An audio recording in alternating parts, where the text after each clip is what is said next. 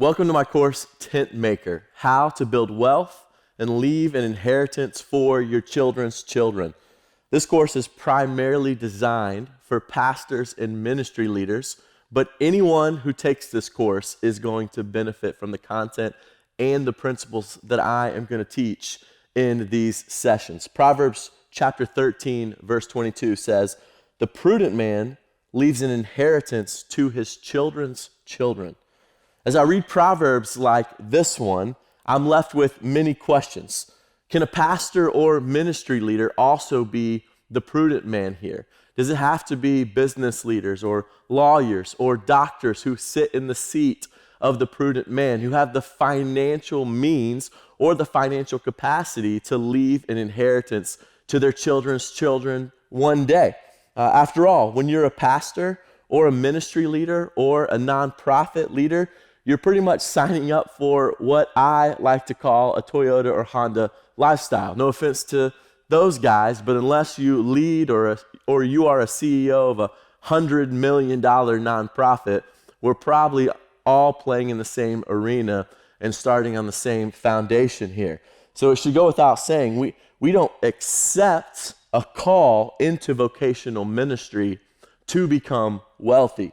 We become pastors and ministry leaders to serve others and to advance the gospel to the ends of the earth. After all, our calling is the Great Commission to go and make disciples of all nations. We are called to do this. We are to always trust God, yes, to provide for our needs, and we're to model our lives after the life of Jesus, who after all wasn't a model to the church really on how to build wealth, but his teachings focused more on how to use wealth and how to steward what God has given to you. Therefore, again, I'm left with a question: how do we go about being pastors who faithfully equip the saints for the work of ministry, which is our biblical one-sentence job description from Ephesians chapter 4. And how can we also work to leave an inheritance one day, if the Lord allows, for our children's children?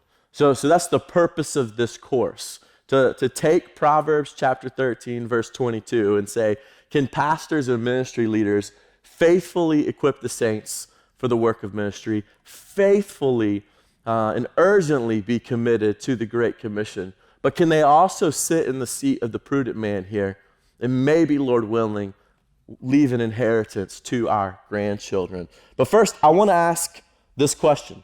What is an inheritance? What is an inheritance? For me, an inheritance is two things. First of all, an inheritance is a reputational inheritance, which we'll talk about in just a moment. And then secondly, obviously, it is a financial inheritance. And one day, we will have an opportunity to leave both of these things to our children.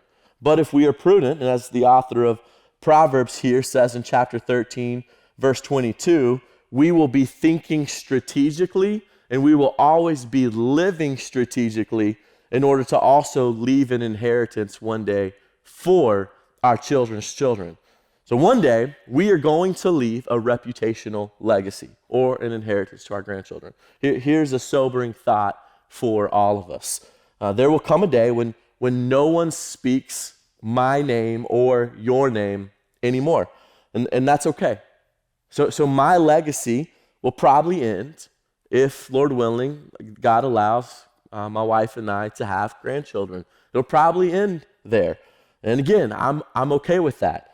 How do I know this to be true? Well, I have 8 great-grandparents, and I can tell you 2 of their names. And so I can tell you all 4 of my grandparents' names, but only 2 of my great-grandparents' names. We will have an opportunity one day to leave a reputational inheritance to our grandchildren. One day our grandchildren will talk about us. One day they will tell stories about us. What kind of stories will that be? Will it point to a character or a reputation that's rooted in someone who used money for God's glory, or worshiped money in place of God's glory. And furthermore, and again, for the purpose of this entire course, we will have an opportunity to not just leave a reputational legacy, but Lord willing, also a financial inheritance, also a financial legacy to our grandchildren. So how did I stumble into all of this? How did I begin to think about financial stewardship at all in my life and in my ministry and in my family? And it happened to me. I began to think about building wealth after I graduated from seminary. So when I graduated from seminary, I was broke, probably like you when you graduated seminary. I had no money, and my wife and I, we had about $60,000 of student loan debt. And so I was making $16,000 a year as a part-time youth pastor, and my wife was making about $22,000 a year as a full-time Christian school teacher. And so if you're good at math, that's $38,000 a year that we were making, which wasn't a ton of money. And if you are thinking like me, okay, well, how are we going to pay off $60,000 student loan debt plus rising credit card debt on $38,000 a year? It was going to take a long time. So when we were 25 years old, we bought our first house. We bought our first house, and we paid $115,000 for it. And that might seem like there's no way to do that today, but it was a foreclosure. It was a wreck of a house. It was a fixer-upper, and we fixed it up as we lived in it for 2 years. And then 2 years later, we sold it for $149,000. And we were able to take a lot of the money that we made on the sale of that house and put it towards the $60,000 of student loan debt that we had. We were almost able to cut it in half. And so we were able to take the profits, pay off half the debt that we had, and we used the rest to purchase our second house for $205,000. And we did the same thing. We sold it after 2 years of living in it, and then we sold it for $265,000, and that was $60,000 cash out after 2 years when we sold it. So what do? We paid off the rest of our student loans, and then we moved to Washington, D.C. to plant a church. And so if you're counting, it took us 4 years to pay off $60,000 of student loan debt and some credit card debt on a student pastor's salary. My wife quit teaching when we had our first child, so we were living directly off my very terrible student pastor salary in the early years of our marriage. And so going through that experience, that was my revelatory moment. The thought came to me, what if we were able to do this, and instead of putting the money that we're making toward debt now, we're able to do this in a different way, and we're able to purchase what we might call income-producing assets, like a rental property or an investment in a business, or maybe even start a business on the side while we are doing ministry. So we moved to Washington, D.C., and we moved into one of the most expensive zip codes in America, 20007. Right in the heart of Georgetown. Our rent alone was $4,000 a month, not including utilities. Rent, not mortgage, rent. So it wasn't building any equity for us. It was just coming into the bank account and then going out to our landlord. And so we're living at this point now on a church planter's salary. Not much better than a student pastor's salary. And so I'm faced with the problem, how can we even afford to live in Georgetown?